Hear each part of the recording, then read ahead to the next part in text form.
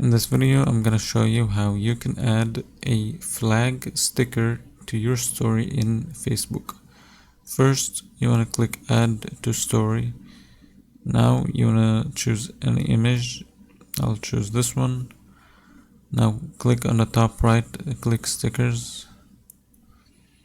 Now to find the flags, you have to scroll all the way down here.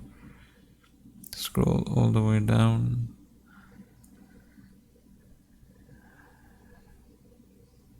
And here you should find the flags that you're looking for, and there's plenty of flags here. However, if you don't find your flag here, you could just add a flag as an image instead of a sticker. So let's just click like this flag, for example. Let's make it a little big and put it here, and then click share.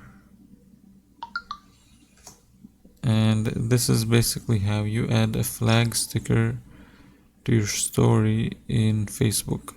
If you enjoyed this video, please don't forget to leave a like and subscribe.